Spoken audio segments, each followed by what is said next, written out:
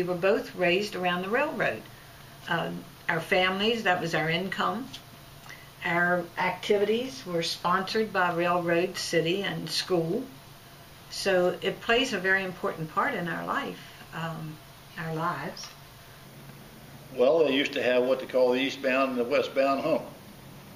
And they would bring trains into Brunswick, and they'd take a steam engine and shove them over the hump. Well, as they shoved them over the hump on the side of the car, they knew where this car was going. So they had many, many rails that they had a tower that the guy could switch switches. The brakeman would get on the boxcars and ride the boxcars down over the hump. They had a wheel on top of the car. Well, sometimes the wheels were so rusted that they'd have to use what they call a brake club. Well, they put the brake club in the wheel and helped turn the wheel. But that brake club also served as a ball bat for us kids that played in the street. We used to use them to play baseball with. And how did you get them? From the B&O Railroad. And Dad used to bring an extra one home. Working jobs were engineer, fireman, conductor, brakeman, flagman, just goes on down the line. Mm-hmm. But the engineer made the most money? From what I can remember, yes, and I think that stands true today too. The engineer started as a brakeman or a flagman and went on to being a fireman, which the fireman, he used to shovel coal into the steam engine hopper, firebox. He fired the engine, which made the steam, and they had to work some time as a fireman to graduate up to an engineer. B&O Railroad started out, then they changed to chassis system. Now it's CSX, and I worked there for 39 years and 4 months. I started out as secretary to the train master, and then I did a little bit of everything. And I retired when I was station agent, sold tickets to the commuters and all like that. And you'd get soot all over you. Wow. I remember that. See, the railroad was the biggest thing. Yes. The B&O Railroad in Brunswick was the largest single railroad yard in the world at one time. And so what did he do on the railroad? He was a hostler. They fill the water, in the engines and all, and get them ready to go out. Like, the coal and all like that. So what did they do when they came back from the war? Well, they went on the railroad then to work. What did they do on the railroad? Just laboring. That's all you could do. That's all you could do. No matter what they didn't have things like they do now. We have black engineers and farming and all that, but not then. My sister Elva worked on the railroad too. You remember during the war, the women went on the railroad and worked on the track, and they went down to,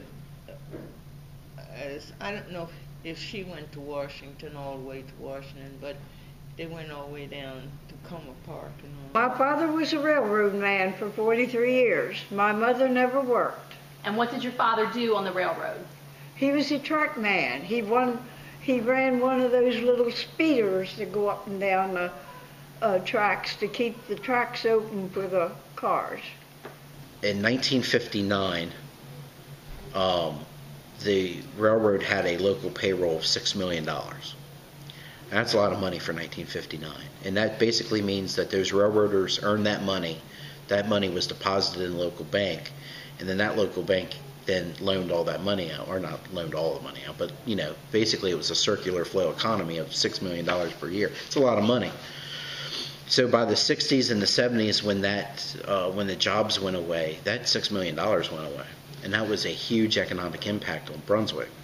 So by the 70s and the 80s, those businesses that relied on the railroad and the railroad workers and the railroad families, it was just business sense not to be here anymore. I think like in the late 60s, you had the major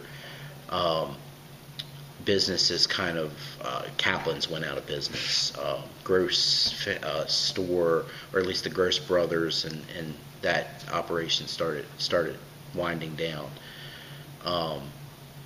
That's when that one grocery store, kind of downsized its operation. So, you had all of these businesses really suffer during that economic recession, if you will.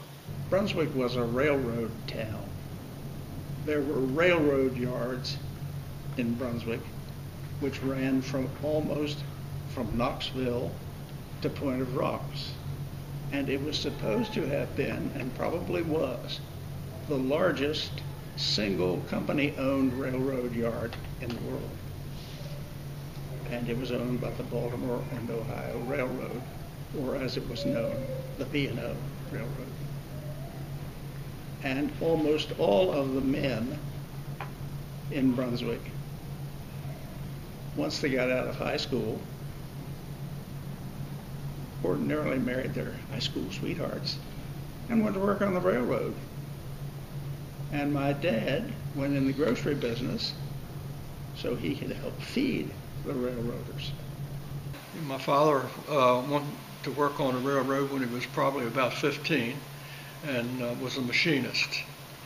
And he worked as a machinist for a number of years, and later he was superintendent of the shops in Brunswick. Glenn Cooper was farm marshal down there, and he lived next door. And he told me that they were hiring. So I went down, and Mr. Selby was the supervisor, and my mother knew him and his wife and all. And he said, and he knew her too, and he says, "You don't want to work here." He says, "You get all dirty and all." I said, "Well, a little dirt never hurt anyone." So he said, "Well," so I went to work. Well, we didn't repair them. We tamped ties. But see, the rails, they were too heavy and all. But now tamping ties, if the dirt, if you see a train go by and it kind of sink down like, well, it needs dirt underneath those ties, and that's called tamping the ties. And we'd have jack up the rail and then, tamp the dirt. And we'd take the temperature of the coal pile. They had two great big coal piles, and they were real high. And they have to take the temperature. They're afraid of spontaneous combustion. And we put these thermometers down in these pipes. They had about 6 of them, 3 on each coal pile. And we take the temperature of it. So you worked on it with a group of all women? Yeah. Mr. Had one man with us, Mr. Jim Turner, and Mr. Weber was our supervisor over all of us, because there were 2 or 3 different gangs. There was the brakeman would be out on the front of the engine, or out on the front of the trains, and he would disconnect and connect the cars. Well, many years before you guys saw this, there used to be a coal tipple in Brunswick. They would push the coal cars up on top of this high ramp down at the roundhouse. And I mean, it was like probably 75 feet up in the air, and they had a steep ramp up, rails, and they push cars up on it, and they dump the coal cars, and they store the coal there, and then they pull the steam engines underneath, and the coal car back underneath of it that supplied the steam engine, and they'd fill it, and that was called the coal tipple, and it was right there by the roundhouse.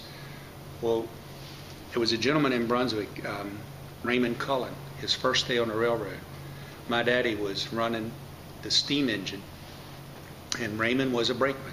And my daddy was running the steam engine to fill the coal tipples. Well, he took Raymond up, and just as he got to the top, he shut the steam engine down, and he leaned out and said, "I'm low on steam. I've got to wait for the steam to build up."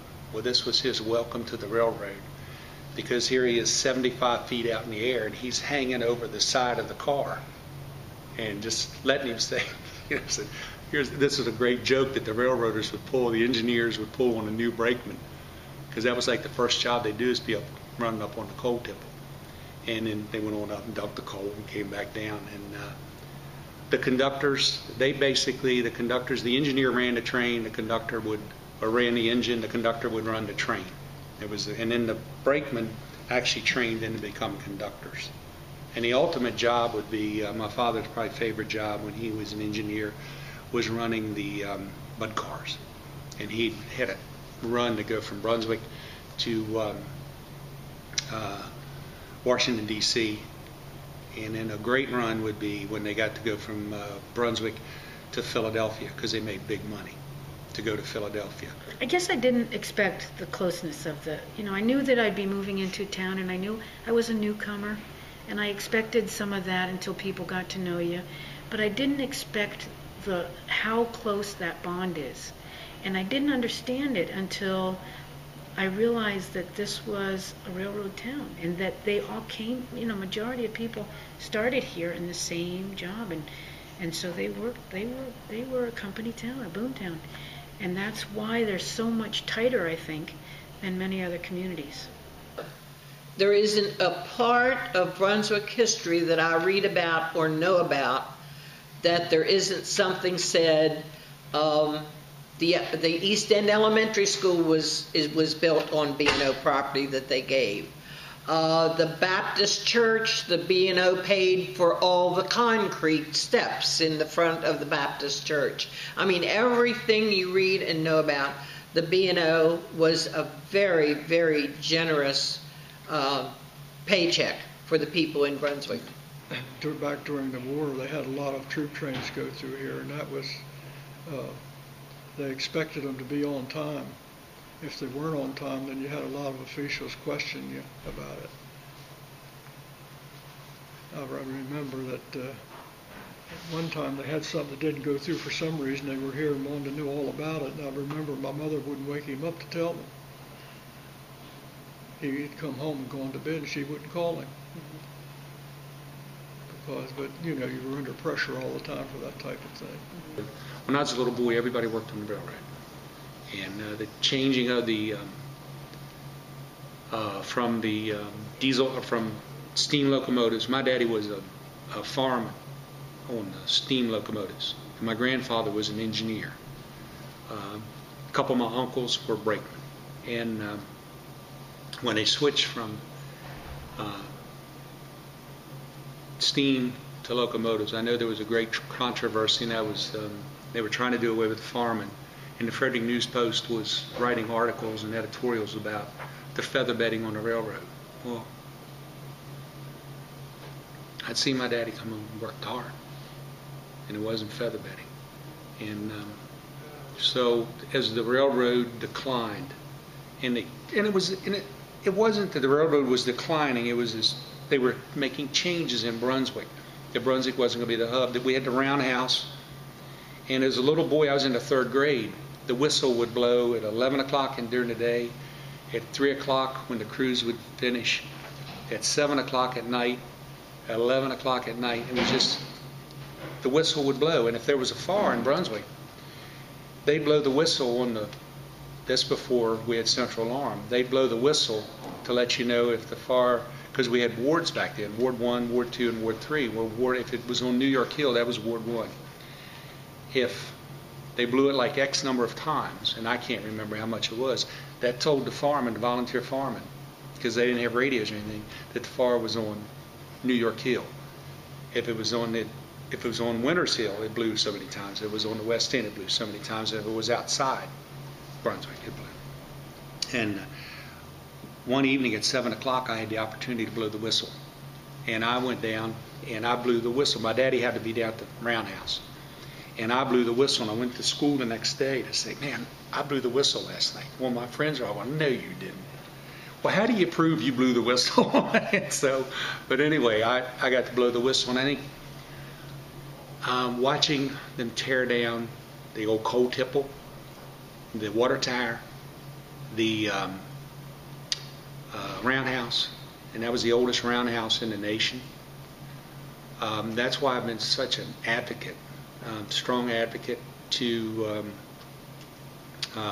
save the WB Tower, because we've lost so much of that tradition of Brunswick, of what made us such a strong community. And since most of the people worked on the railroad, most of us had free passes. So, of course, I guess that doesn't happen anymore. Right. And they had a lot more, they didn't have as many commuter trains and things like that, but they ran at intervals which you could go down in the morning and come back in the evening or later at night if you wanted to go sightseeing or something like that. One, you could have to get a pass. You could go to Washington, because we'd get a pass and go down and see shows, and it was good for about a month. But it was only one trip. But if you got a good conductor, he wouldn't take it. He'd let you keep it and come down again. Used to ride the doodle bug, get on the doodle bug. Go to Hagerstown shopping. My mother and I, we'd get on, Eileen, all of us would get on the doodle bug, go to Hagerstown shop, catch the doodle bug back, and then we could go down to the Heck Company before school started. Everybody student pass. Yeah. Well, I went to Florida on a student pass when I was 15, 12, maybe 15. Went to Colorado on a student pass because you had to go different places. I don't know how old I was then. Went with Jolene and the Galladay family. But you could get a student pass and only pay a penny a mile on a different railroad. You could go on the B&O as far as St. Louis, and then what'd you hit in St. Louis? Something. And you'd pay a penny a mile from St. Louis to Colorado or something. So it was very reasonable to travel if your parent or somebody worked on the railroad.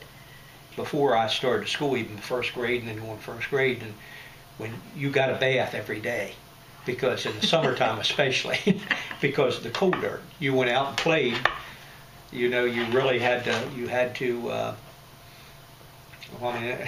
either I'd sleep on the floor, I guess. You used to have to but sweep. No, but it was just cold dirt. You swept your porch every morning day. From the cinders, and I can recall when I was in the first grade, my father, he was a flagman on the railroad, brakeman, one of the two.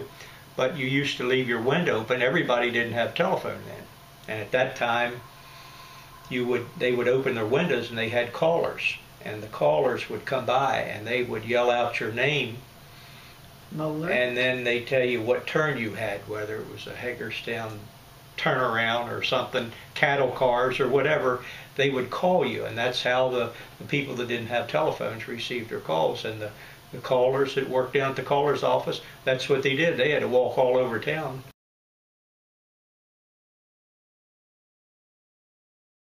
In '58, I made a Little League as a 9-year-old. I was in the 4th grade. Gary Carter made a Little League at that same time. We had played minor league together. In minor league back then, you didn't even have uniforms. My first catcher's glove had come from S&N's Cats. I was a catcher. Gary Carter was a pitcher. We played for the Yankees on the minor league. And I thought Yogi Berra was the greatest thing in the world. So playing in minor league and then moving up to Little League, and I had the fortune to play for Mr. Red Halls and Mr. Bobby Dawson, who were our coaches, just absolutely. And there's a tree and a plaque up at the Little League today from his 1961-62 Cubs that said they taught us more than baseball. They taught us about life. I mean, it could be, he taught us that you could be 10 runs down in the bottom of the 6th, 2 outs, and a pop-up going to the pitcher. And said, boys, he might miss it. And you'd be there. He can miss that ball. He can miss that ball. We can still come back. And I think that's what taught me so much about life, is to never give up. And that no matter what happens to you, You know, you can get beat by 20 runs today, but tomorrow you can come back and beat that same team. I was a coach in Brunswick Little League. I was president of Brunswick Little League, president of Brunswick Community Clubhouse for Kids. So just that kind of, it's really interesting to have a guy come up to you that you don't recognize. I had this happen about a month ago, but had a Navy anchor on his arm, had his baby, you know, on the right hand. He goes, "You don't recognize me. You don't know me, do you?" And I was like, "No." And he was like, "You coached me in Little League." And it's just an amazing, because you always think of that person as the 11-year-old kid or the 8-year-old out in left field playing with the dandelions, you know. But it's just kind of interesting. You don't really realize your impact upon youth until they come back and actually reflect how good, you know, that experience was upon them. I also got involved in Little League baseball when my first son started playing, and the manager asked me to help him, and I said, okay. And so I ended up in the minor league. I was in the minor league 4 years, and then they formed a new team. They only had 4 teams in major and the minor, and they added a 5th team. So I had the Major League Pirates, and so I coached that for 17 years. So my kids were gone, and in fact I ended up having a grandson played for me. But the sports in Brunswick is great for the kids, and they have a lot of dedicated people that spend a lot of time and really help these kids. And I enjoyed it from the fact that I realized that I had a tremendous impact on these people, on these boys, and what you teach them. And my son-in-law helped me the first couple of years in baseball. And either before or after a game, we would sit down and talk with the team and relate how things in life are going to be. You could pair it with things that happen in baseball, in sports. And I've had a couple of them come back and tell me about the impact I had on their life. Said it was the greatest time they ever had, and it really makes you feel good. I think more than a lot of times we'll be walking someplace, and this big boy, much taller than Claire and much bigger than Claire, will say, "Mr. Ebersole, you still look the same." And Claire will look at him, and I know right away he doesn't remember, can't visualize who he is. So we finally figure out who he is. Or Claire will say, "Well, what position did you play?" And as soon as the kid says what position, then he knows who it is. and all of the boys say the same thing. We learn more than baseball from you. And it's heartwarming to hear that from the boys. Yeah, we had Mike Moss told Jackie when his father died, and he passed away not too long ago, and she told him who he was, and he said, "That man," he said, "had more impact on my life." He said, "I thought what he was telling us when we was playing ball was a bunch of bull," and he said, "I realize now what and he said it had a real impact on what he turned out to be." So that makes you feel good. Brunswick has always been a great baseball town. In fact, we produced a Major League Baseball player whose name was Red McClellan. And he had his best years during World War II when he was in the service.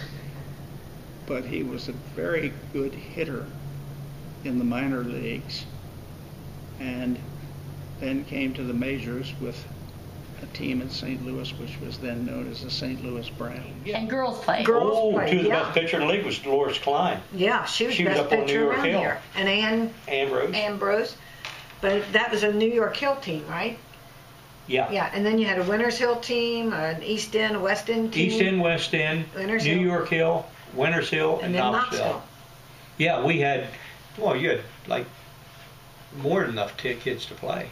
And then Knoxville, were they the best team, or they just had the best uniform? We thought so. Well, what made us so good in baseball back then, and I think what carries on that tradition, is we'd play 3-on-3, and you'd be playing down at the city park, and you'd have to cover center field and left field. Right field was out. If you hit a ball to the right side of second base, you were automatically out. So you had to kind of work the baseball. We had a shortstop and we had a pitcher. Well, the pitcher had to cover first base. So when the first baseman or the shortstop would pick up a ground ball, you had to be running and looking over your shoulder, because if you didn't, if somebody's going to stick one in your ear, you had to catch it on the run. And I think that's what made us such good ball players. And it's what, great tradition of baseball came out of Brunswick. And you played, there was always baseball games on Winters Hill. Every day at 10 o'clock, we'd meet at the high school, the old high school, up on 4th Avenue. We'd play baseball at 12 o'clock. Then we'd go home at 12 o'clock to have lunch. And then at 1 o'clock, swimming pool would open. But you weren't allowed to go swimming if you had a baseball game that day. That was a strict rule, because basically if you've been there swimming, it takes your legs away from you. Shear Stadium was, well, they bulldozed a lot of it. That's where the high school is now. But when you went out Route 464, there was banks on both sides, and the stadium was down to your right. It seemed like it set down in a hole. And you could pull in up on part of it and sit and look out over the stadium. It's one of the better stadiums in the county at that time. Well, I remember the very first day, the very first game when they played up. The first field was up just east of the swimming pool, where it was up in that area there. And that was really a big deal when when the Little League played. I mean, there was a crowd up there. Everybody came up. It was really some super interest. And Aventine was a place that everybody had to go to. On Friday night and Saturday night, the store was always crowded. You could hardly get to walk around in the store. I used to floor walk, but I would help the cashier when she ran around to pick up the money and whatnot. Just watch over things on Friday night and Saturday night. And then we had 4 windows there on the street, and I had to trim those. We changed them about every 3 months. I had almost everything in it that you could dream of, in clothing, shoes, work clothes, and dress clothes, and whatnot. And the same way with Kaplon's. Kaplon's had first-class stuff all the way. Had men's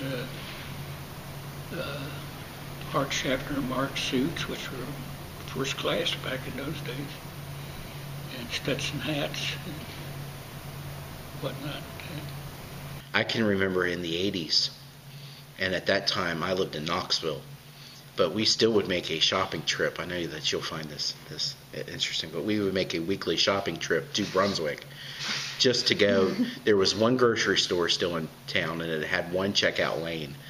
And there was the dime store next door. And I looked so forward to going to the dime store because there was a toy aisle. And I can just remember being in that toy aisle, and of course the person setting up above and the thing would yell at us for playing with the toys. But that was like, we couldn't afford the toys. We never bought the toys really. But that was my chance to play with these toys. And I just always remember the highlight of coming to Brunswick was to go to this dime store and look at these toys. And I barely remember the grocery store. But I just remember it being so run down, and that it was just one checkout lane where there was like 4, but none of them were operating. And I just remember the Kaplon building being vacant. And with my family, with their generations, every building had a name. It was the Kaplon building, the Horon building. And for me, though, there was no real names. I mean, the dime store will always be the dime store, but the Kaplon building for me has always been a vacant building for most of my adult life. The Horon building has always been a vacant building for most of my adult life. I think that there's a little bit of a hope and a future that Brunswick, especially the economic situation in downtown, will be better.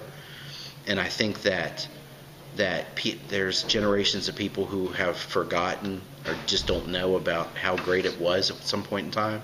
So at some point in time, I think those two things will mesh, and I kind of feel like the keeper of that until, you know what I mean, until at some point in time that gets meshed together. I worked at the theater, and the Imperial Theater here in town, and I started out by being a floor sweeper, and I graduated up to actually running the projectors. And on Saturday night, we had the fire company had dances over there every Saturday night. And not only did I work at the Imperial Theater as a projectionist, I used to go over and hang out at the firehouse. And I helped around the fire hall until I was 16, and then I became a member. And I'd go to the Saturday night dances, which was, guys, we had some wonderful stars there. I mean, fantastic. The first thing comes to my mind is Guy Lombardo, Tommy Dorsey, Glenn Miller Band. They're all big name bands. And then we had Tex Ritter, Little Jimmy Dickens, Jimmy Dean, Patsy Cline, which I also, as a young man, danced with her. Smitty Irwin was in that band. Roy Clark, Billy Grammer, they all went on to become, famous musicians. My grandmother lived on Virginia Avenue, and I'd walk to the theater. 5, 6 years old, we used to have to walk down through the graveyard behind the old Brunswick firehouse now.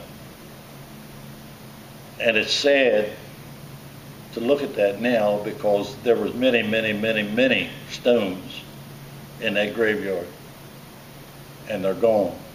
And where they're at, I have no idea.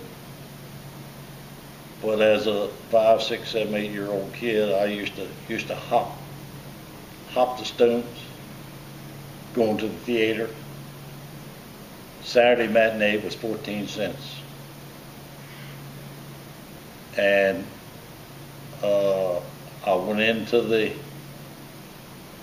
Betts Mills's was a confectionery store right beside the theater, and I spent 1 cent in a bubble gum machine, and I threw my 13 cents up at the window to get in to the movie. And Mrs. Cannon says, "You got 13 cents, you got to get another penny."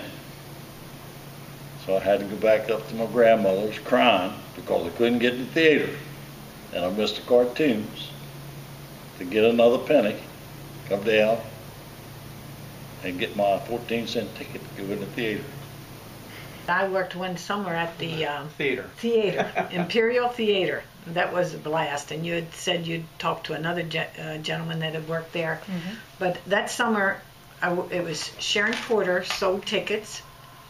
Bill Huffman and Jackie Porter ran I'd say the whole process. And then John Spitzer ran the cameras upstairs, or whatever they called those, movie cameras. And then I sold candy. But I was only about 13 or 14 years old, so you got paid like $1 a week. And Sharon and Bill were working because they were trying to have their wedding, which was probably 1956, I guess.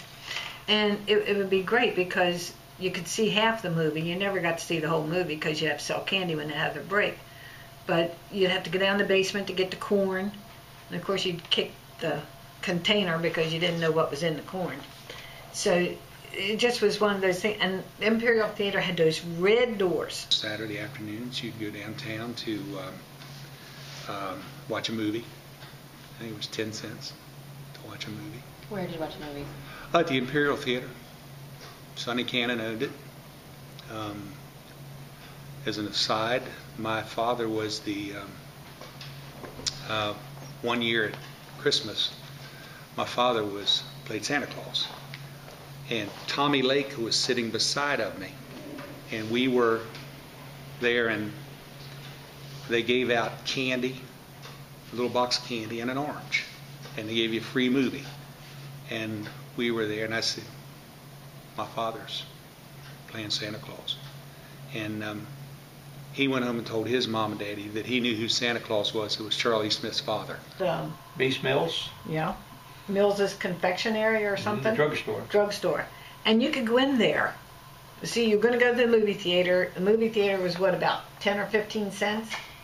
Well, on Saturday was big because I don't know what it was at night, but on Saturday they had the matinee, and you would go out there at noon or 1 o'clock, and if you had a quarter, yep, you could 14 cents to get in the movie. 14, yeah. And you had 11 cents left over, and you could go over to Mills's and get a college ice, which was a cup of crushed ice with a dip of vanilla ice cream in the bottom and some cherry syrup on it. Well, that got your quarter.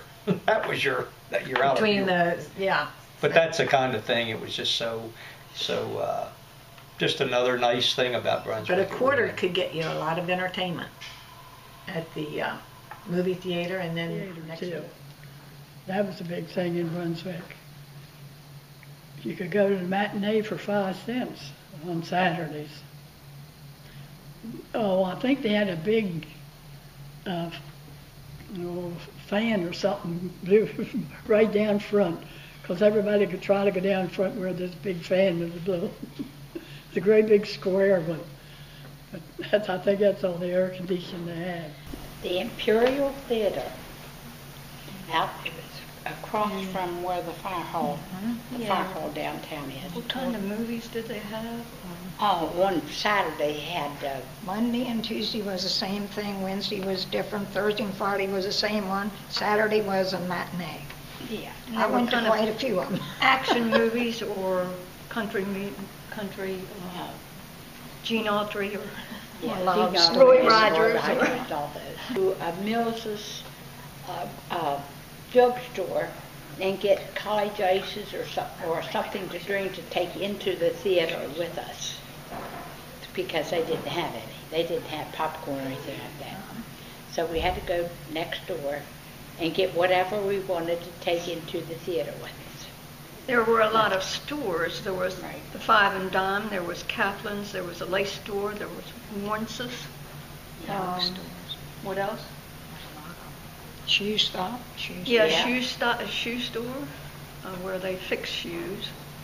That was built. Place if you wanted to get a refrigerator, you could go and buy, get it. I forgot about the whistle stop. That was my first job when I was still in school. I used to work in evenings and sometimes on the weekend as a waitress. They sold dinners, sandwiches, milkshakes, anything you wanted they had. Growing up in Brunswick, you'd walk downtown and you could start, like we had up on New York Hill, you'd go into the grocery store. Up there was Paul Harrison's store. And all the kids on New York Hill, everybody knew you. You'd be sled riding, and God bless Paul Harrison, we'd come in there cold, wet from sled riding, because you'd sled ride down B Street Hill there. And you'd walk in his store soaking wet, and he'd allow you to dry off and stand over the furnace and get warm, and back outside you go. And feed bags that were flowered at different designs. And when you go in the farm, the lady would come out and she'd look at these designs on these bags, and you had to move these 100-pound bags all over the truck until they found the one they want, because they might have had that pattern in the last load. And what they did, they made dresses and aprons and caps and stuff out of it. Those feed bag material was interesting. Mr. Ketzel, who lived up around Kaplon, was our egg man. And, of course, he would have gotten the chicken feed from the same people that Clair was selling to. And he would, when he came with his eggs and his produce on the back of his truck, he would have these piles all folded up of the fabrics, the feed bags. And my mother made all of our clothes, especially the two girls. And so when he found 2 or 3 the same fabric, he would save those aside for my mother, because he knew she would like those. And that I think I was in the 6th grade before I had my first store-bought dress. And if you look back at my school pictures, I think we had, in high school, I had a few that had a sweater and a skirt, but all of my elementary school, we were all in feed sack dresses, and they were beautiful.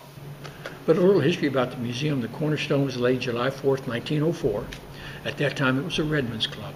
The Improved Order of the Redmen, they were a social group, did things for the community. And then in the mid-30s, it was purchased by the Eagles Club, the Fraternal Order of Eagles, who are now up on the hill by the elementary school.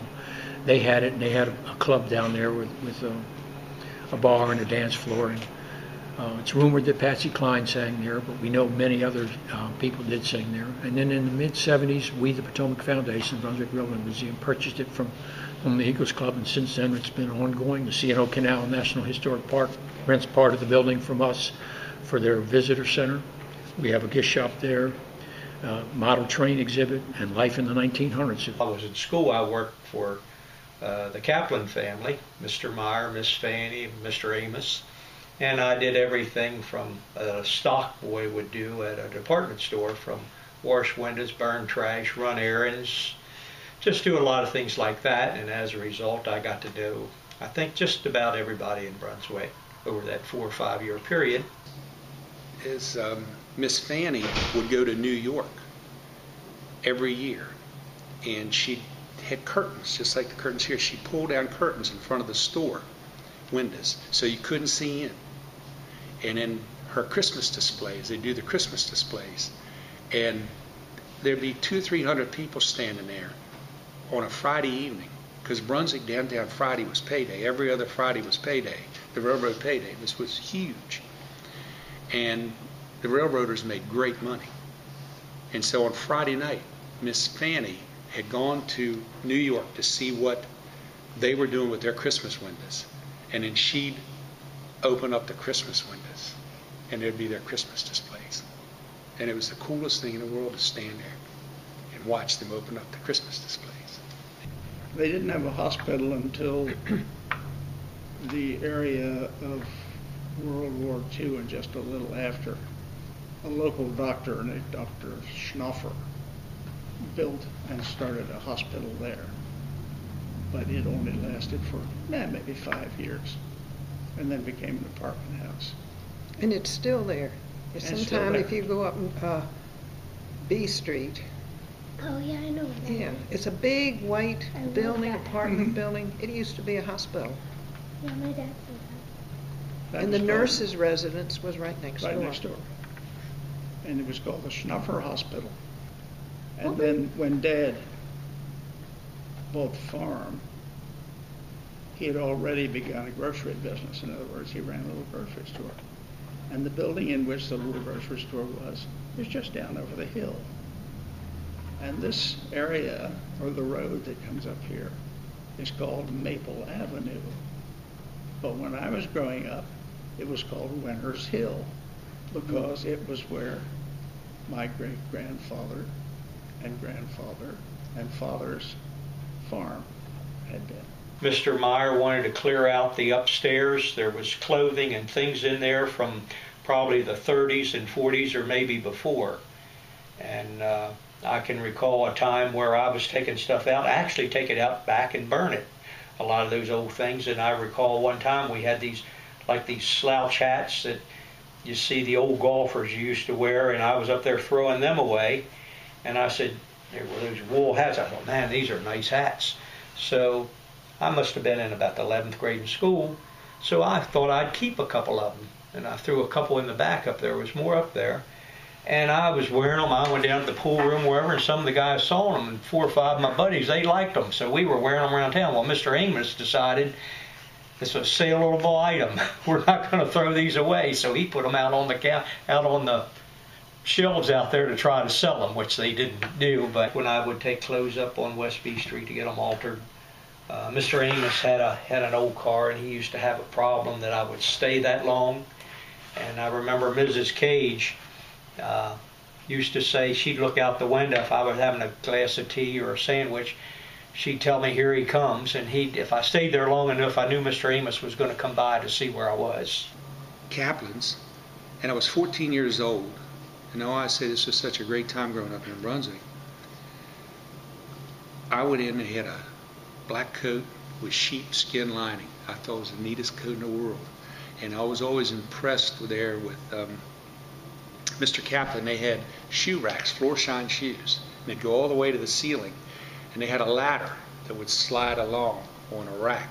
And I thought that was the coolest thing in the world, that he could slide that ladder and run up, get the shoes, and then come back down. But the coat, I had $8, and it was supposed to snow. And the coat was $14. And I had $8. I'd saved $8. And because I mowed grass and I did work in people's yards and whatever to make money. And I sold, we had a damson tree, and I'd sell damsons for $6 a bushel. Well, damsons are about that big. So you know how many you got to pick for to fill up a bushel. But that was one of the ways I'd make money. But I had $8, and the coat was $14, and I was there, and I said, I'd really like to have this coat. Can I put $8 down on it, and I'll come back, it's supposed to snow, and can I come back and pay you for it after it's done? He said, what's your name, son? And I told him who it was. He said, who's your daddy? I told him who my daddy was. Kind of got to take a deep breath. And he said, you come from good stock. Take the coat. And he said, pay me when it snows. And I came back, paid him my $6. But he gave me credit when I was 14 years old. And I think that's what made Brunswick so good to grow up in that time. Mr. Waters was a rabbi, and he had a store down near where the YMCA was. It's burned down now. That's all burned down, and out on this little park area there. But he had a grocery store and a clothing store where everybody in Brunswick knew Mr. Waters, because you could go in there and the prices on his shoes and stuff was all negotiable. Yeah. And everybody went down. It wasn't up to the quality, because the Kaplon store was high quality. They had the best quality of shoes back then, like floor shine shoes, clothing, and the finest of suits and men's clothing. And Miss Fanny, she furnished the store with clothes. She went to New York to pick up to stay the fashions in the window, and the ladies would buy clothes, dresses, everything. Kaplon's had a nice display of clothing and all that, and a lot of people came from all over the county, really. Didn't you have to help set up the windows sometimes? And it was a little difficult. That was one of the unpleasant things, that Miss Fanny, when she was redoing her windows, I had to help her, and then you're right out there on Potomac Street, and we're taking mannequins down and putting that up, and then we're dressing the other ones and everything. And when you're 14 or 15 years old, and there's this little lady in there that's directing you around everything but on a leash, but she's telling you to do this and pick up that, and I'm there, and then my buddies are riding by on the bike waving at me and gesturing or whatever, and then it wasn't the best thing I like to do, but Miss Fanny was just wonderful to me, and she made it very clear that I worked for her and not for anybody else down there. But Mr. Meyer told me I really worked for him. Things that's come and gone in Brunswick, like the Shell station where the newspaper is today. That used to be a Shell station. Mm-hmm. Then was turned into what they call Fast Eddie's. He had a little food place there. Warren's downtown had burnt down. The YMCA, I remember that. That was on I want to think either Friday or Saturday night, because we was having something at the firehouse, and Gary Urey was assistant chief. I think Rick Campbell was the chief, but he was out of town, and Gary and I was the first two firefighters on the scene of that fire of the YMCA.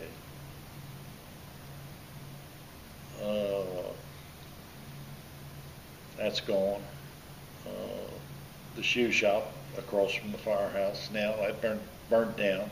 That's gone. The old mill over by the canal, that's gone.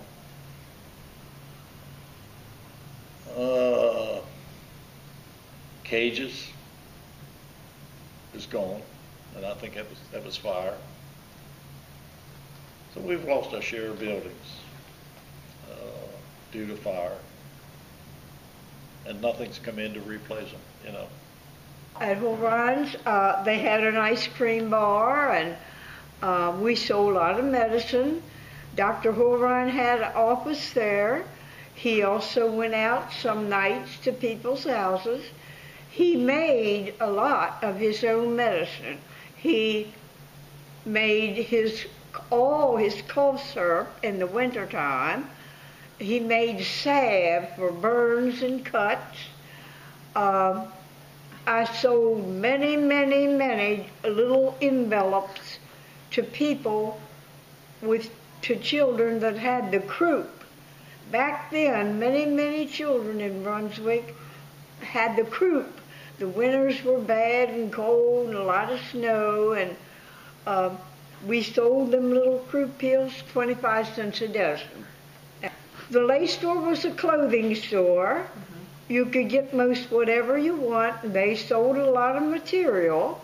My sister Bernice worked there for years and years and years until she got married.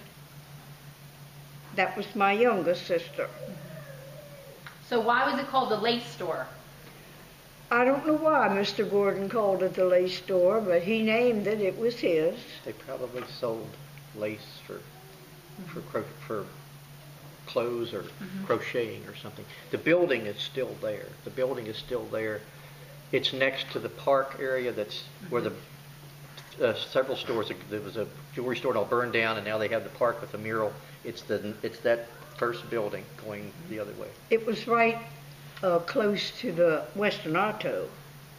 Where the antique store is now. It used to be Western Auto. And between Western Auto and the Lay store was a liquor store. Where the veterinarian. Yeah. And then after that was a big jewelry store. And back up behind the jewelry store was Snopper's Garage. Also, Luke Darr had a beer garden there next to the Lay store. When you got to the bottom of that hill, it was Hilda Barker's grocery store. If you went up one block, it was your Gum Spring Hollow Park. And right up along Gum Spring Hollow Park was Dr. Cow's office, Chinese doctor. And then you could walk on up that street and you came to the Moose Lodge. A couple doors from the Moose Lodge, your chief police lived, Mr. Merriman. Up a little farther was a laundromat run by Mr. Merriman's daughter, Jenny. On up to the corner was a filling station. And across there from the filling station was the big railroad yard and the YMCA. After you passed Jack Cage's garage, there was a post office. Then if you came up a little further, there was Dr. Strother's office, who was another doctor. From Dr. Strother's was old Mr. Ernst's store. It was a big clothing store too, and it carried a lot of men's railroad clothes. Right beside Mr. Ernst's, you could go up the hill, and there was a little Jewish church there that is not there now. If you came down from that Jewish church, about a block was that Snopper's Garage. If you went up the hill there, on up the hill, was Snopper's Hospital.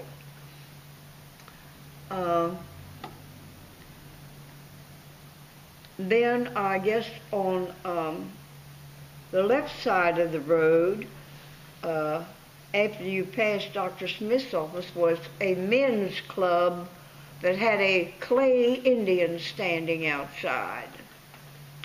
And then if you went on across, there was the Brunswick Railroad Station. And when you came up that street from the railroad station, it was a beer garden called My Sister's Place. Very, very rough. They had a woman who was the bouncer, and when they would drink too much or fight, she would throw them out right on the street. We always had a lot of police over there. That's where Mummer's restaurant is. And around the corner from there was a jewelry store. Up the street a little further was Rocky's big food market. And then there was the dime store. My sister Mary Lloyd worked there for years and years. She's married to Sam Lloyd that lives here in Brunswick. She was then. She's dead now. After you passed the dime store was a little restaurant, Watson's. Very good. Very good food, very cheap. They had a big business. And then when you crossed the street there at Watson's, there was the big Kaplon store that sold fine clothes. Mr. Kaplon also did tax papers for people. And right below Mr. Kaplon's was a great big church that's closed now. Also, all the way down there to the railroad, a lady who was walking in her sleep one night come out on that railroad, and the train ran over her and she was killed. After you passed Kaplon's store, there was another big church that closed. It's a restaurant now. Beans in the Belfry. Yeah. Then you could walk on out from there. Wasn't much out there till you came to the Tivoli Theater. Right beside the Tivoli Theater was an ice cream shop. After you passed the Tivoli was Harry George's furniture store that's closed now. Then there wasn't anything else till you got out to the big garage, Litton's, who sold cars and repaired cars. There was a very, very nice man worked there. Gene Bowers. My son bought a car from him when he came home from Vietnam. Also back to Horines, right across the street was a great big bank. And then a little drugstore. And if you went up the street farther, it was a big appliance store by the Gross brothers owned it. And then there was Miss Hines' restaurant. And then up at the very corner was a filling station. And then you didn't pass any more business till you got to your old fire company right across from the Tivoli.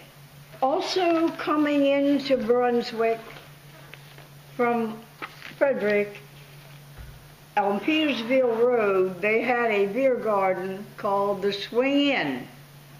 It was owned by black people, but the white men went there too. They were all friends. They worked together on the railroad.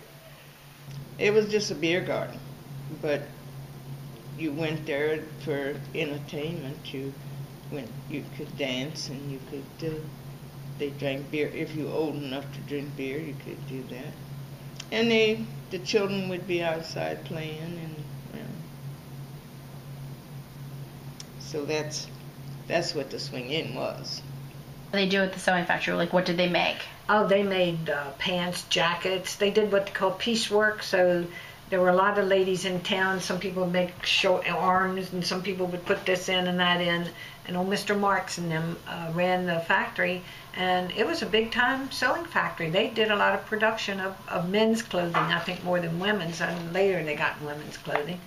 But it was Price and Electric before it was a sewing factory, and I don't know what they did. They did those printed circuit boards, didn't they? No, I don't components, electrical components. My mother, she not only worked up here, she worked in Frederick for a number of years. Mm-hmm. And then my mother worked at the Price and Electric. And then when they came over here, she never worked when it was a sewing factory. She worked at Price Electric until she But we came from an era where our parents had just started, the women started working out of the home because, you know, they didn't before then.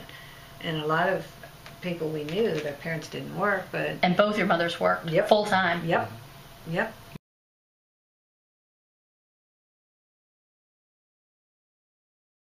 I grew up in a wonderful family. We had, my mom's family was from the Brunswick area. She actually was born in Stanley, Virginia, and moved to Brunswick when she was 3 years old. Lived right below the Park Heights Cemetery. And then when she was 8 years old, they bought the house, which my mom still lives in today, on 117 Fifth Avenue. And they moved there. She had there were 7 brothers and sisters, my grandmother and grandfather. And my grandfather was an engineer on the railroad. My grandmother was a stay-at-home mom. And they had, my grandfather had cows in Brunswick, pigs in Brunswick, chickens in Brunswick, and 5 acres of garden in Brunswick to raise his family during the Depression and things. And sometime in the early 40s, Daddy decided he wanted to be a minister. So he took a home college course through Findlay College while he was working, and that was back during the war. And so in 1943, he got his first charge, and it was in the Maryland, Virginia eldership, and the churches were the one on Brunswick Street here in Brunswick, and the Church of God out of Locust Valley. He had 2 churches. My parents were Delbert and Mary Cooper. My dad worked on the railroad. My grandfather was a conductor on the railroad, so he was Dennis Cooper. And my dad was a painter and a car shop on the railroad.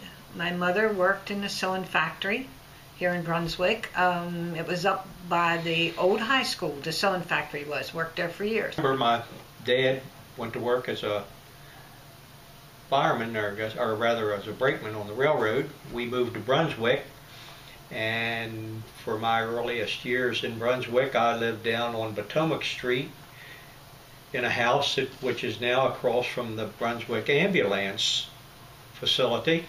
Then it was Bill Winter's store across the street, and I lived there for a couple of years. My father was a railroad man. He was a brakeman, retired as a brakeman on the B&O Railroad. He also served in World War II. He was in an accident in Belgium where he was in the transportation department, and caboose he was riding in went over an embankment. He got injured and was sent home early. My mother was a housewife, stayed at home, raised 3 children. Actually, I can trace my family to this area as early as the 1830s. My father's side of the family, basically from this area, Washington County, South County. My mother's side of the family also from South County, like Brownsville, Royersville, that area. My father's family were all railroaders, Brunswick. My mother's family were all railroaders to a point.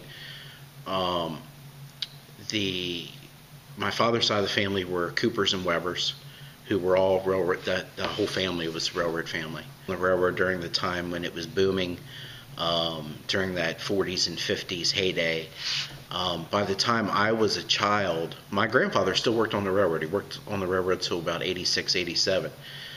So there was still those hand-me-down stories of what happened on that day-to-day basis. But those hand-me-down stories of the legend, if you will, or the glory days is kind of what I was spoon-fed a lot. It's kind of interesting because as a child or as a kid during that time, you picked up on the jargon, the railroad terms. So, it's kind of interesting now, 20 years later when you're talking to people who have no concept of what that terminology means. But, you basically gain that by just being around it. Maybe not paying attention to it at the time, but you were just around it and you kind of absorbed it. So, the railroad was basically dead when I was a child. And I think that everybody wanted, and still kind of does, hang on to those glory days of when it was great. But I remember the railroad as being a source of furloughs, layoffs, not knowing if you're going to have a job next year, that kind of thing. That's the memories I remember. We did have a lot of chores to do, and mowing grass and all that. Dishes, washing dishes. Yeah, washing dishes, scrubbing. I remember scrubbing the stairs. Making beds. Making beds. Just always cut wood. And they went fishing to get us food to eat. They went hunting to kill the rabbits for us to eat. And we had chickens and hogs. So they had, we fed the chickens usually, but they took care of the hogs. And I gathered eggs. And I hated it when the rooster chased me. Remember, we got the flowered sacks, and Mom would make make us dresses with the we did flowered that. sacks from the From the chicken everybody was feed. poor, but nobody knew the difference.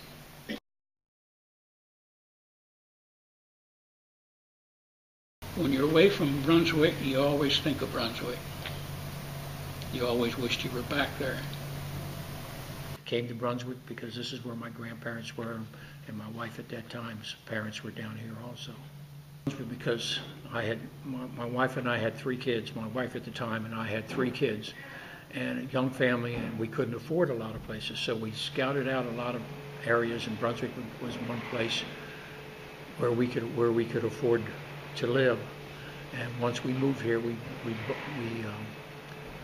bonded with many of our local neighbors in the townhouse development up there, and then that finally led us to the other areas of town. And it was kind of unique being up there where we could, where all the young families, we were all about the same age, all had young children, and we just bonded with them. And then we all, after becoming established, we finally moved on to different other things. And although we debated at one time moving to Frederick, because by that time I had pharmacies in Frederick. And we debated moving over there, and we thought about it and decided our children would be better off in Brunswick. And as it turned out, that was exactly right. We were never sorry we made that decision. I didn't want to take my kids to Washington or Baltimore. I could have worked at either place, Washington or Baltimore, but I didn't want, if it was me, just me, myself, I would have found a room closer to work. But I didn't want to take my kids down there. I wanted them to be raised in Brunswick, small community, Brunswick schools give them a good education. But I didn't want my kids to have to fight what goes on in the city. Basically, that's why I lived in Brunswick and commuted. She would come out to the house or have somebody to bring her, because she didn't drive. She would come out the house and check on me every day after I got out of the hospital. But then she had another woman down the road who was about to deliver. She went and delivered her baby, so she couldn't come out to me anymore. I had to take care of myself. And she stayed with that woman the whole time too, and did everything. And because the woman didn't have a lot, Mom did it for nothing. One occasion that she had a young woman that was not married, and she took her into our home, and delivered her baby, and kept her there. The lady had her child adopted out, and when she got a job, she left. Growing up as teenagers, they had dances in the churches and different places, the fire hall, different places. Patsy Cline came, a lot of big stars came out to the fire hall. Very close-knit community, I would say. People cared for each other, and were cooperative in many things that they did. Of course, we all had to relate to the railroad. That was the main thing. Little, and we first moved to town, there we were with 4 children. So one of our neighbors, Mrs. Weinholt, asked my mother if she would like to go to church.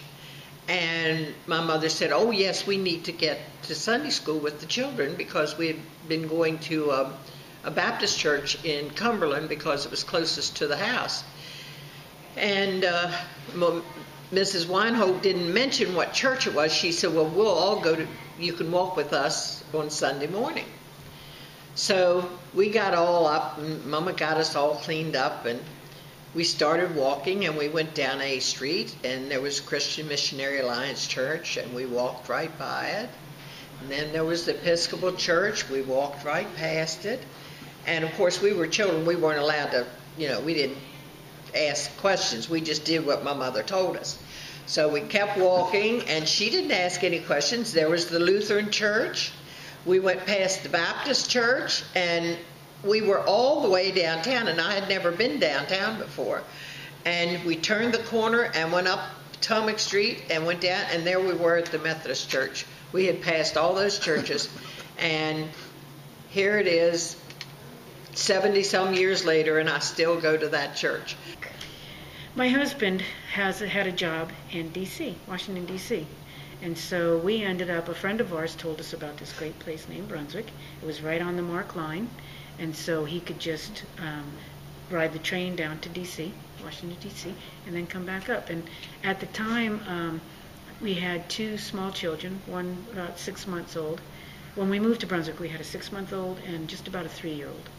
And so we thought, and I was an at-home mom. I was home with my kids, so we thought that was the best way.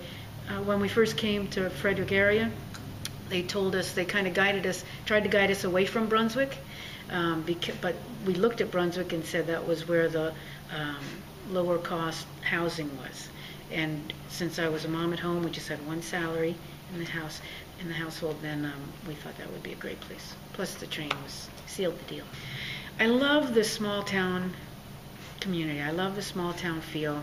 When my boys were little, they loved the train. They always loved the trains. When we first came here, we learned how much volunteer spirit there was. We learned that the train station was painted and renovated all by volunteer help. We were introduced to the Brunswick Museum, and we met Pete Harper there, and he was fantastic, and he really, sold the whole idea, the whole volunteer spirit of Brunswick to us. Mostly everything in Brunswick was 1/8 hill. Saturday nights in Brunswick used to be something, because, like I said, a lot of people didn't have cars, and everybody from Virginia would come over, and the streets were so crowded that you saw everybody. If you stood there long enough, you'd see everybody in Brunswick. This was Saturday nights. And like us, we lived here on Winter's Hill, and we dressed, my mother would take us down and get us Cokes or something, and either Dars or the Horons.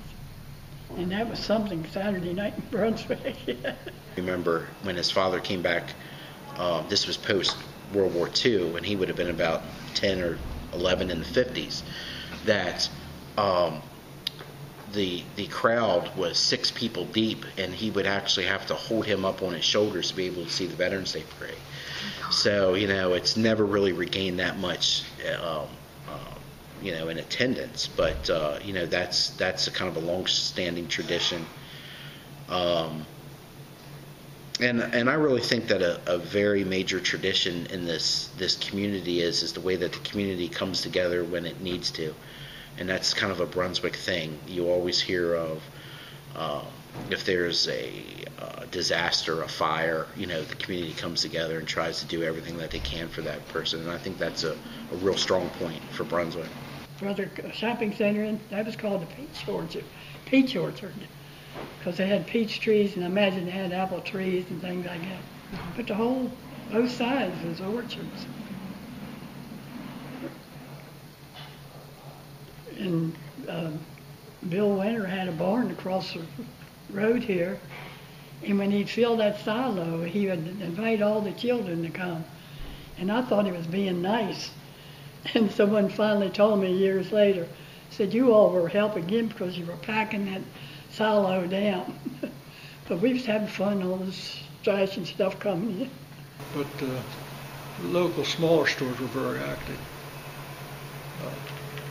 But I'd say most people probably went to the store and bought their groceries. They walked. Mm-hmm.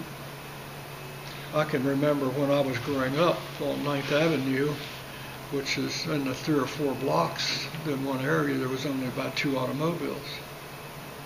So most people didn't have automobiles. And you either walked or somebody else took you. And you went to Frederick. So that's why Brunswick was self-sufficient. They didn't have a way to get to Frederick to get the things they do now.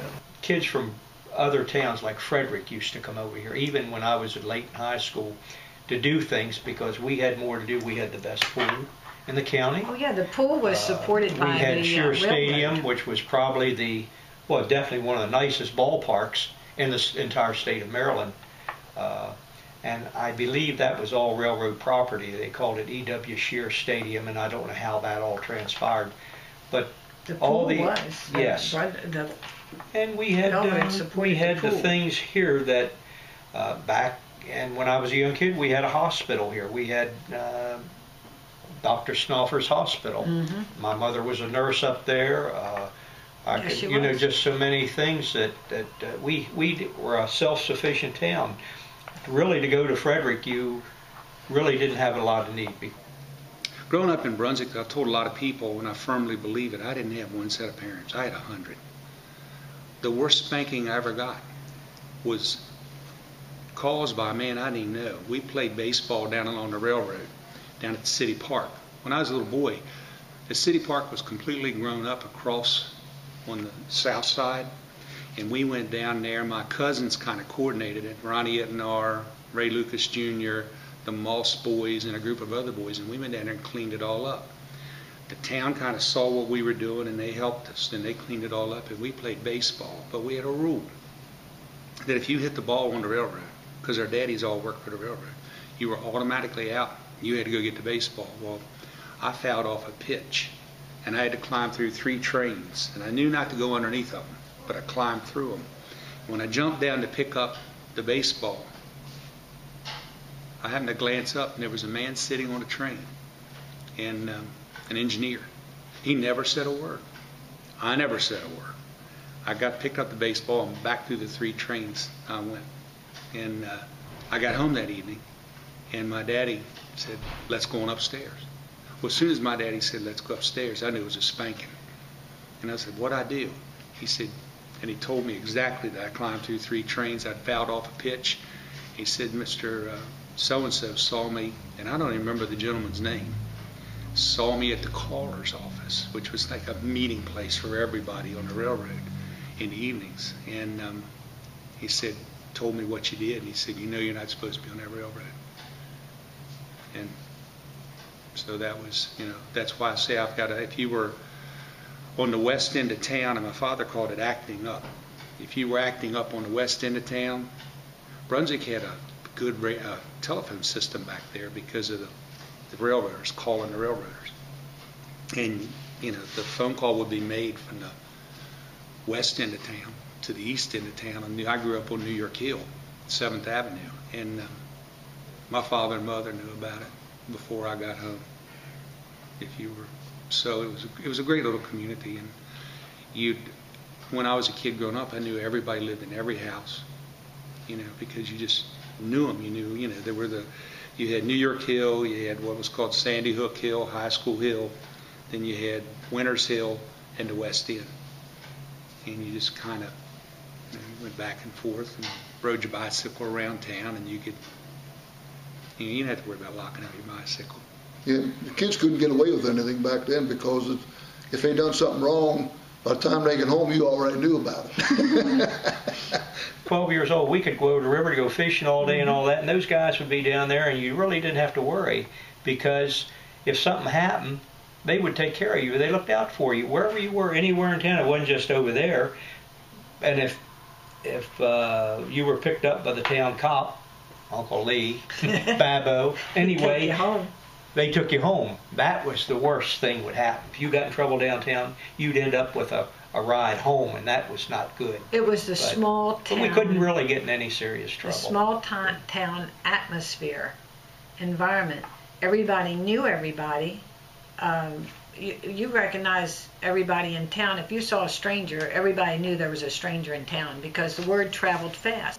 There was a time of the day I could walk down any street in Brunswick and just about point to the house and tell you who lived there. Today I couldn't do it. Oh, I think the Veterans Day Parade ranks right up there. I can remember when the parade had a different route. It started in the west end of town, came down to town, come all the way down through town, turned left on 3rd Avenue, and then turned left again and came up past the Episcopal Church, and that's where the reviewers, the invited people sat up there where the tank is now. And of course, living in that end of town, we would walk up to the Episcopal Church and we sat on Miss Manuel's wall. Her house was the first house, or Mr. Lutman's wall, the first 2 houses in that block, right when everything got up there. And the parades have changed somewhat. The last couple of years I see, in fact last year I was really pleased with the parade. It seemed to go back and have the same flavor of military things, not as, and we had a lot of majorettes, but there for a while we lost marching bands, and I think some of that they're able now to get some back. But I can remember sitting up there with the snow coming down and watching the parade, and it's always been a day that everybody comes home to the house afterward and eats Mexican and vegetable soup. That's my family does the exact same thing. Mexican and vegetable soup, exactly. Yeah. Isn't that funny? I've never had Mexican soup. It's not. Mexicans are sloppy joes. Sloppy joes. Yeah. Oh. My grandmother calls them Mexicans too. Yeah. Well, that's what they were called in high school. Mm-hmm. They made them at high school, and that's the recipe I have, is the one from the high school cafeteria that I make mine from. When I was in about the 1st or 2nd grade, I had to make a speech up on A Street. Something about the poppies in Flanders Field, if I remember right. Another girl and I did. But everybody took part in the Veterans Day Parade at that time. It had a big parade. The exciting time in Brunswick was when they built the bridge across the Potomac River. There was a lot of excitement. Brunswick always was a 24-hour town. In other words, you could buy food and drink any hour of the day in Brunswick. But when they were building the bridge, there was a lot of people that came here to build the bridge. In 1955, it opened up. And then, I don't know what the years, a couple years before that, we got the fire hall, and there was just a lot of excitement in Brunswick. And some of the highlights of the year were back at Armistice Day when we had our parade. Mm-hmm. And you could never mention the parade without thinking of Sonny Cannon and his sound system. Yep, and that's when not only did he have a float and was almost a leader of all the activities in town. It was tremendous. But he also had the sound system, which we got a lot of advertisement, whether it was for a baseball game or whatever was happening in town. He did a lot of politics, political. Election time.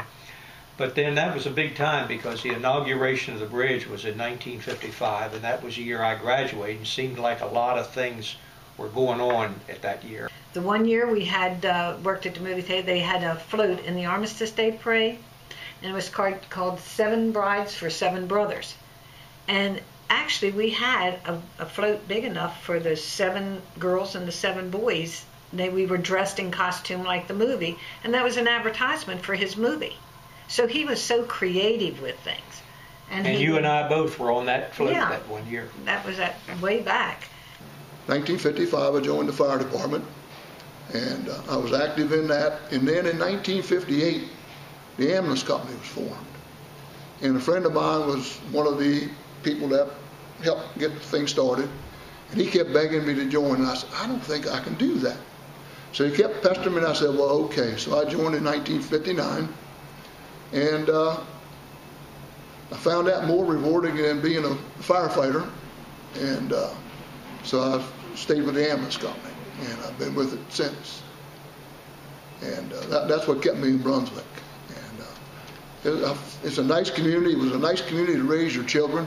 They all got a good education and good jobs. And I tell everybody, Brunswick gets a bad rap, but it was a great place to raise your children. And it's nice. People in Brunswick are nice. You know, wherever you go, they're just nice, and they welcome you. And but being with the ambulance company was extremely rewarding, and always great. You see people that you took to the hospital 10, 15 years ago. Oh, I remember you took me to the hospital, and they thank you, and it's just something I like to do.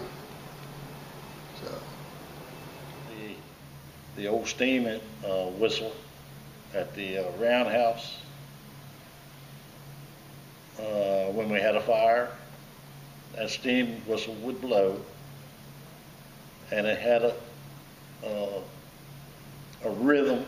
The way it blew, you knew that the fire was either in the middle of the town, the east or the west end of town.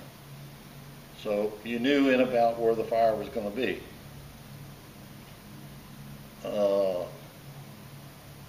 We lost that when they closed up the roundhouse and stopped producing steam, because it was a steam whistle. And you could hear it. I don't care where you was at in Brunswick, you could hear it. And that was a way of alerting firemen that there was a fire.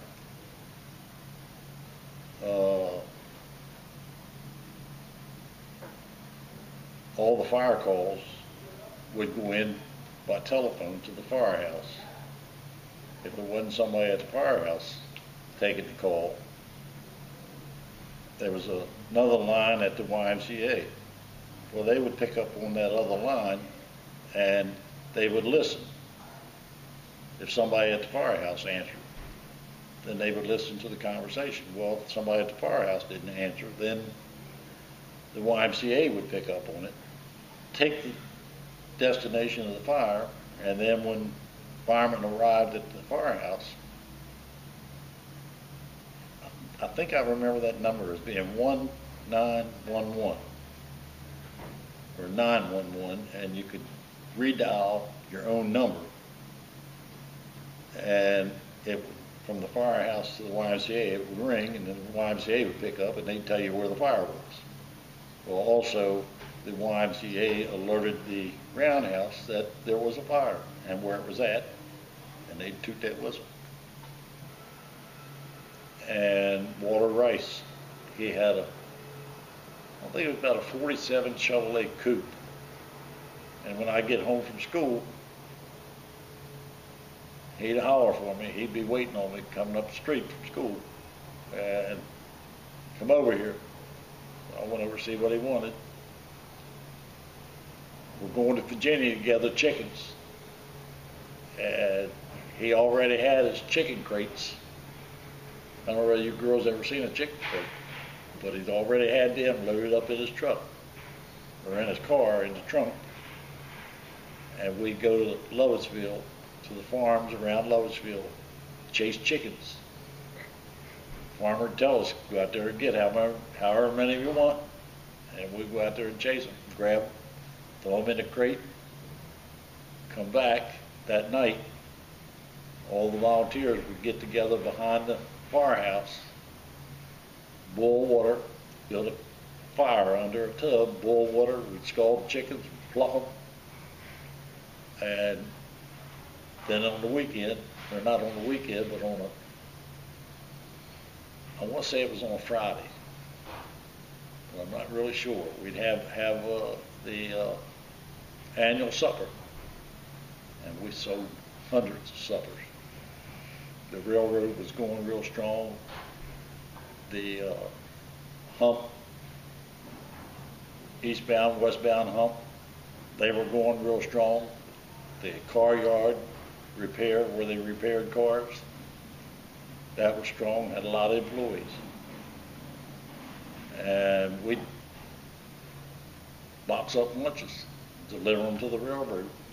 And then we had people, families come in and get fed during the day for the annual supper.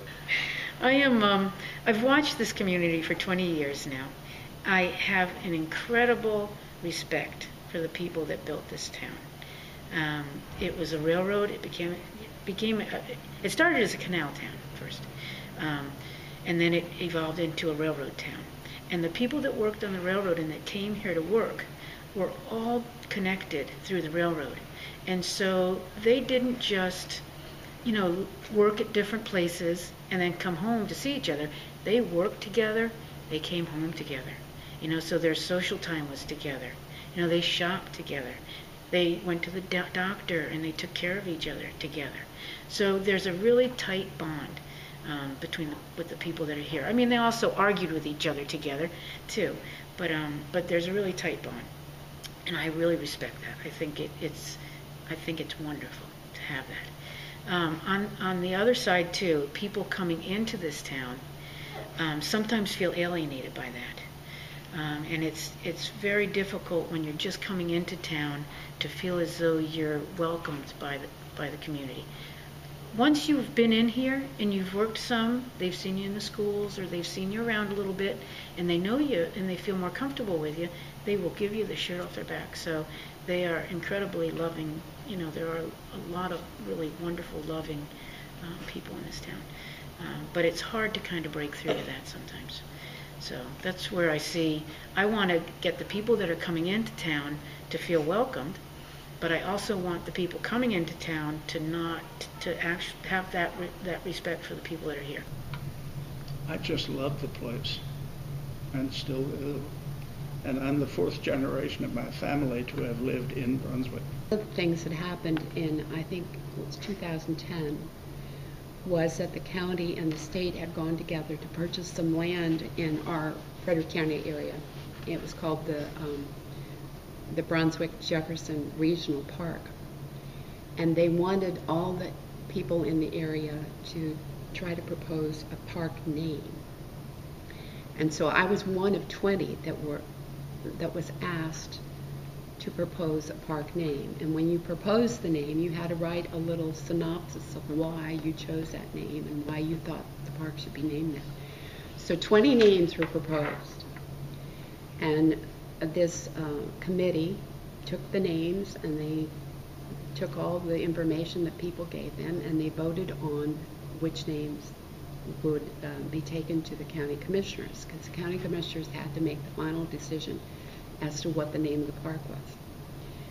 So when he finally narrowed down all the names, there were 2 left. And the name that I proposed and the name that Mayor Jones proposed were the 2 left. And so we were both asked to come to the county commissioners and to describe our names and why we had proposed those names, what the history was behind it.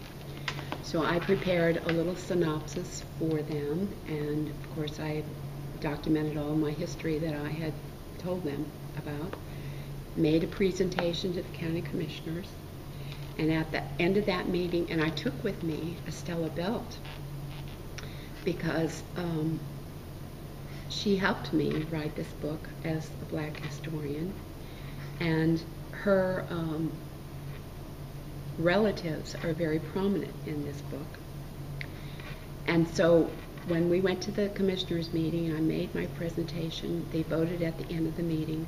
They unanimously voted, not single opposition, they unanimously voted to select Othello Regional Park as the name for the park. And Othello was Estelle Belt's great-great-grandfather. And he built a stone house up on the mountain, and that stone cottage is still there. Stella herself lived there with her grandmother for a number of years. And we proposed that it be named Othello Regional Park because there are no parks named for black people in Frederick County. And we thought it was high time there was. They had built all of the mansions in this area. They had built many of the churches in this area, and yet they had no recognition. And we thought that there should be recognition and that Othello would represent all of these people. Othello was named after a Shakespeare play when he was born. Later, when he was freed after the Civil War, he took a different name. He took his name as Barney Howard. His name was Bernard. He is buried in St. Mary's Cemetery, and he will go down in history as having a park named after him. And Estelle Belt is his great-great-granddaughter. And we know that it takes a long time to make a park. It's probably going to be about 30 years before we actually see this park built, because it takes a long time to design it, construct it, get the money together, and so on. So Estelle and I think that we won't be at the groundbreaking. So at the end of that commissioners meeting, we celebrated our own groundbreaking. So I bought one brick for my father-in-law and had it engraved, and I presented it to the board of directors at the museum to see if they would go along with it. And it wasn't involving anybody but me, so of course they said yes. And then we got one brick after another, quite a few bricks at one time, maybe hundreds. And then that one thing led to another, and now we have over 500 bricks, I think. And it's still, people still buy bricks to be put in the walk. Life was good in Brunswick, and the people were good to be with. And it was close to everything you wanted to get to. If you need to get to Frederick or Baltimore or Washington, you could without a problem. So I just prefer the small towns rather than the city. I went to school in the city for 4 years, and that was enough of a big city. Said most of my relatives lived here, and you knew everybody. When I was younger, even if you didn't know them personally, you knew who they were and where they lived. Because like I said, just like me, I went to both schools, and I knew a lot of the children. Mm-hmm. And people were friendly and helping each other. If you had something to do, everybody come in to help you. It's funny, newcomer isn't the same as outsider. And I was just referred to a couple months ago, before I'd announced or anything, but I was referred to as an outsider. Oh yeah, you're an outsider. And I said, I made this motion like, you stabbed me to the heart, that's like, come on, I love this town. I've been in this town longer than I've been anywhere else in my life. When I was growing up, I didn't move there till we were about 6. I left when I was 18. So I was only there about 12 years. Here, I've been here 20 years. I've raised my family here. So I do feel as though I'm a part of Brunswick now. So I understand the feeling of outsider. I understand the feeling that the people that built this town and the generations that have been here, I understand that deep commitment.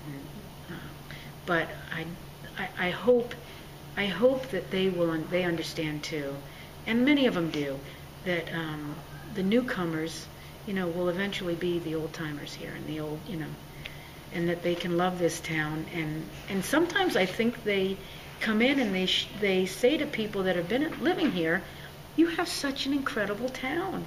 And sometimes when you've been somewhere so long, you don't realize that it's so wonderful. One of the things I want to do is have our kids want to come back and settle in Brunswick. That's a definite goal. I want them to grow up here, feel like, yeah, it's a little town, I want to get out, and then I want them, when they're ready to settle down, I want them to come back. So. It's, walking on that canal when it's very early in the morning, there's nobody else out there. My personal favorites is knowing those trails on the canal where you can go down by the river, and watch that sun come up that nobody else knows about. I don't know. I always made the joke that I kind of ran away 3 times, but I always find myself back here, and I don't know why. I could, especially now, I could live anywhere I wanted to, but I choose to live here. I think that there's a nostalgia for the place. I think that there's a hope for the future. I kind of view this as it was fine and perfect for my family. It's fine and perfect for my family of the future. And I love this place. So I could in my heart take Brunswick anywhere I go, but if I have no problems living here. I like living here. I've lived in other places. I thought it would be, the grass always seems greener on the other side. I always end up finding my way, wandering my way back here. So.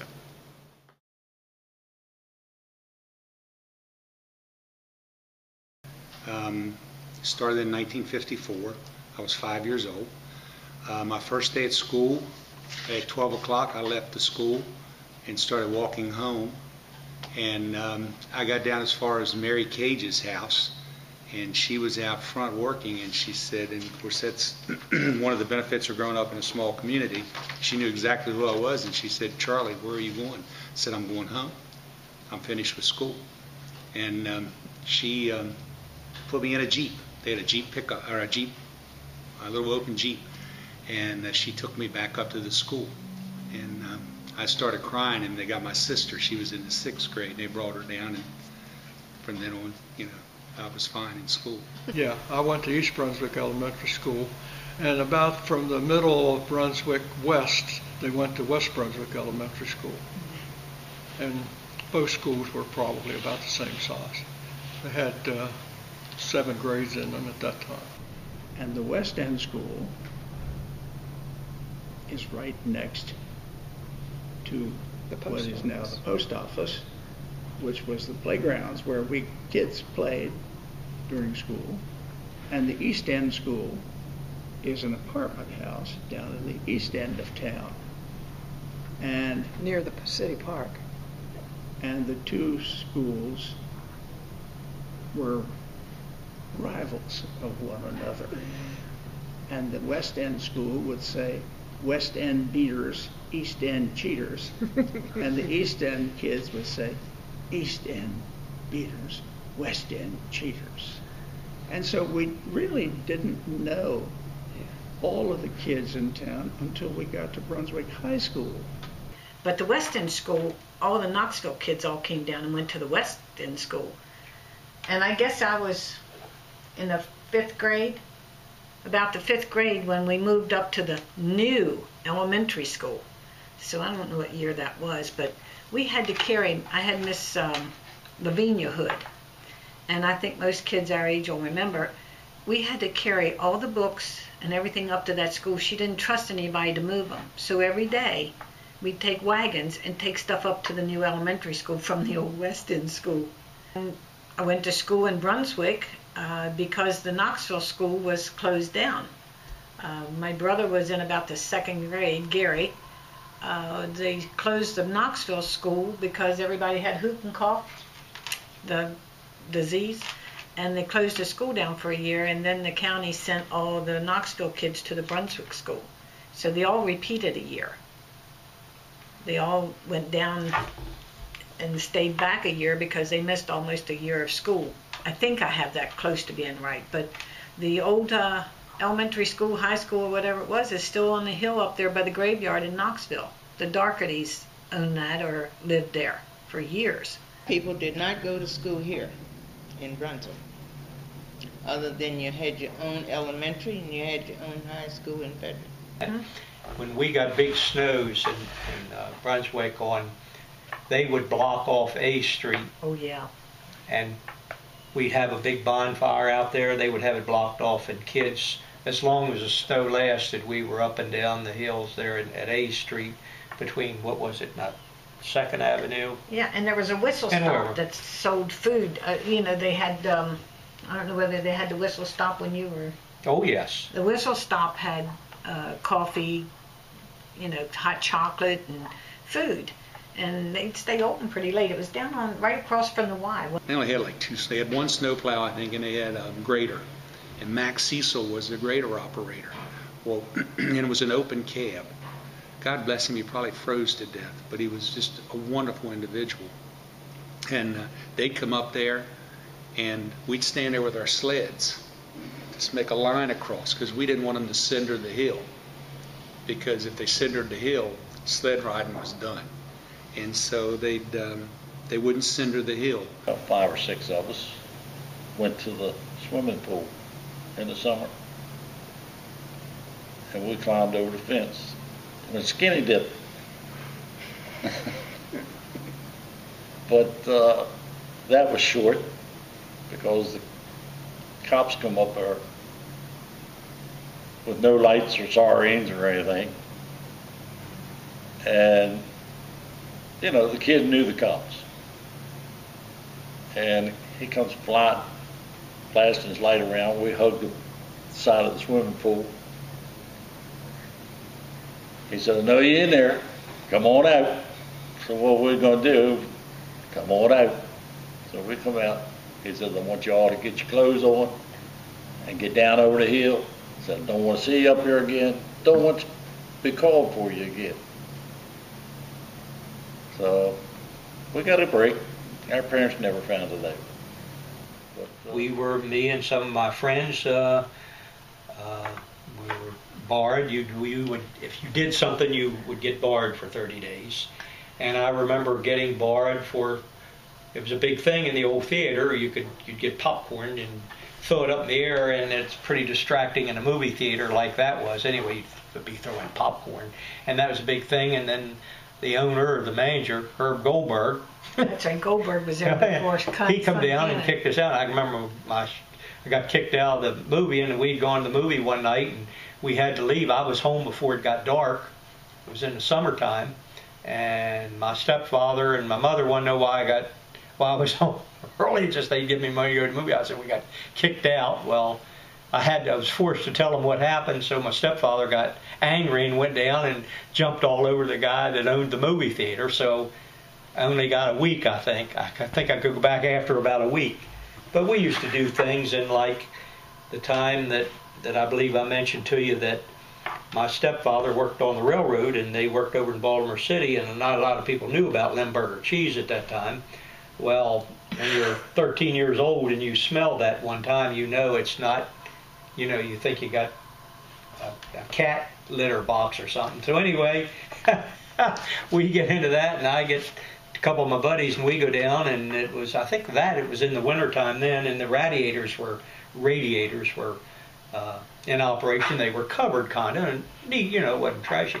But we decided that if we could go down there and put some of that Limburger cheese on those radiators, that would be a real trick for us. Well, we were about 12 or 13. Well, we did that.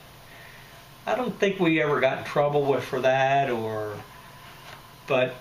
and then we used to have a lot of problems on Saturday morning because the East End kids and the West End kids, it was a big thing to get in line first to start with at the theater, because that usually ended up they had to come out and break up a scuffle there, and then that wouldn't be enough. We get in a theater, I can still see that lattice work down the front on the front row. You had to be on the front row. Well, then you'd get down there, and then what happened outside, then the scuffle would start again, and then they'd have to separate the kids. But everybody wanted to sit down on the very front row. I don't know why, because it certainly wasn't the best seat, because you were looking right up the screen. But things like that happened at the theater, and then you got older, and then every Saturday morning you had the serial. What was it, Red Ryder and the cartoons, Road but Runner. Everything continued from week Three to week. Stooges. It was a continued story, so you almost had to go every Saturday morning to find out what happened to Red Ryder and what was his little friend's? Little Beaver. Little Beaver. Did a lot of sled riding because there's a lot of hills. Mm-hmm. In the street? Did you do it in the street? Oh yeah, there wasn't enough traffic to bother you too much. You could start on the church on New York Hill, come down Park Avenue, come up on A Street, and go down A Street. And if it was a little icy, you might go to the square corner in downtown Brunswick. All in one push. All in one push. But it's a long walk back. We walked to school, which was a mile. We went home for lunch, walked home for lunch, and we walked back. And sometimes we went under those little culverts, which we should not have. Played outdoors, and we had hide and go seek. Yeah, had all kind of outdoor games. And sometimes in the summer we would be going from daylight to dark. We knew to come home when the street lights came on. We would take bread and stuff with us to maintain us through the day. Swing on the vines out in the woods. Oh, we had a good time. Yeah, like I said, when my mother, she would tell everybody that we were going swimming, and she'd pack a lunch, and we'd walk out to Three Rocks or Bell's Mill, or, well, not hardly Bell's Mill, but Three Rocks, and out to Jones. It was different. It was just a little creek, but that's the only place we had to swim in, unless we went up to the sandbar on the river, and we went up there a lot. And she'd pack a lunch, and then she'd look out for the children. And you just did family things like that. Mm-hmm. And like I said, we had the movies. And then they had dances down the park. And of course, if you're too young to dance, well, you went down and watched them. Because they'd open the windows, you know, you could watch them dance. But a lot of the streets in Brunswick at that time weren't paved. And part of 9th Avenue wasn't paved. And we could go out there and catch ball. There wasn't much traffic. Mm-hmm. Now, if a cop would come up, he would run you. He would tell you to get out of the road. But you only had one policeman. He rode a motorcycle when I was a kid, so they didn't bother us much. Hide and seek, and we'd just sit on the curb and, you know, play different games, and or just sing. My brothers and them all had a song. They said the lady next door didn't like the black cat, so she gave it to the lady next door. And that's all it was, and they'd sing it for about a half hour, and then they'd come home at night. But I guess they sang other songs, but that was their theme song. You had to cross the tracks to go over to the river or anything, to go fishing or anything you were going to do. So, you know, we thought we knew everything, so you'd get a gang of you and you'd cross the tracks. And they'd say, do not climb the trains. Absolutely never climb the trains. We did. But you'd get somebody over, and then they'd look out for you. But that wasn't the point. If those trains would hit, that's the problem, not what was... Culverts that run under the railroad. And there's about 2 or 3 of them that you can stand up in. And you can get in the culvert. There's a little bit of water in there, not much usually. And you could run back, if they were round, you could run back and forth across until you got over on the other side. And this was played just like you play on a football field. We only be done in the middle of the street. We would kick the can back and forth, have 2 teams, just like you do in football. And also a lot of marbles and jacks, and find an old wheel of some sort, and make a guide or a stick with a cross piece on the bottom of it, and would play with that. We kind of wanted the boys to have an environment that we had. You know, we wanted to raise them here. We wanted to know who their friends were, who their friends' families were, because we were in Tennessee and North Carolina and around, and you didn't know people. They always included you, and we're not hard to get along with, so, you know. But we kind of both decided, you know, why keep our kids someplace else? Bring them home where they can have the same environment, know some of the people we knew, and our kids have had a lot of laughs from friends of ours that they could share stories with. So that's kind of just like we're sharing stories with you. All for on the record, the reason we came back from Tennessee, I have an outstanding situation with sales, engineering sales, traveled all the time, was gone a lot. And having come from a broken family, and I knew with the lifestyle that was going on, I knew that it would be almost impossible for a family to survive the lifestyle that you have to live when you're traveling from Monday to Friday, and just a lot of things. And you could, but having experienced what I did when I was 6 or 7 years old, and both of us being from broken homes, it was kind of pretty imperative that we get into a stable family situation. And that is, if I wanted to say that's why I wanted to come back to Brunswick, because I felt like this was the right place to raise our boys, and it was because of our childhood experiences and just what we've told you. I wanted them to grow up in that atmosphere. You meet a lot of kids from a lot of places, but there's a lot of stability and kids In a from small town that has from a roots. town And like I'd this. say the roots are what brought it Yeah, back. roots, that would be, I drug it out a lot, but it was the roots. That's what it is. But the roots, that'll add The it. roots.